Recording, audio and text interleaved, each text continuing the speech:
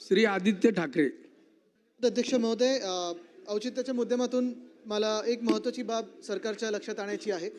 मुंबईमध्ये लाखो लोक पगडी किंवा सेस इमारतींमध्ये राहतात, चाळींमध्ये राहतात आणि 79A 79B हे सगळे आपण तरतुदी करून जेव्हा ह्यांचा पुनर्विकास सुरू झाला होता तेवढ्यात कोणीतरी कोर्टात जाऊन कॉम्पिटंट अथॉरिटी नेमकी कोण आहे ह्याच्यावरनं कुठेतरी आता तिढा निर्माण केलेला आहे. लाखो लोकांचा पुनर्विकास थांबलेला आहे आणि पुनर्विकास एवढ्यासाठीच थांबलेला आहे कारण एखादी लँडलॉर्डची लॉबी ह्याच्यात हस्तक्षेप करत आहे.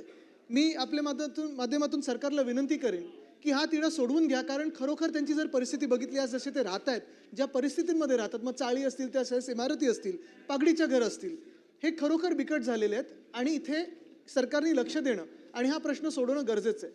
तसंच तिथे थोडा प्रश्न सुटलेला ज्या चाळींमध्ये, म्हणजे माझ्या मतदारसंघामध्ये BDD चाळ असेल, तिथे 2021 जे काम सुरू झालं, पहिला टप्पा आता पूर्ण झालेला, इमारत उभी राहिलेली आहे. पण लॉटरीमध्ये खरं ती लॉटरी शासनाचे जे अधिकारी आहेत त्यांच्याप्रमाणे झाली पाहिजे, नियमाप्रमाणे झाली पाहिजे, पण ते नियम तोडून काही राजकीय हस्तक्षेप होत आहे, काही राजकीय लोक जाऊन दबाव टाकत आहेत अधिकाऱ्यांवर आणि तिथे जातीय आणि सामाजिक तेढ निर्माण करत आहेत. मी सरकारला विनंती करीन की ह्याला कुठेतरी रोख लागलं पाहिजे. धन्यवाद.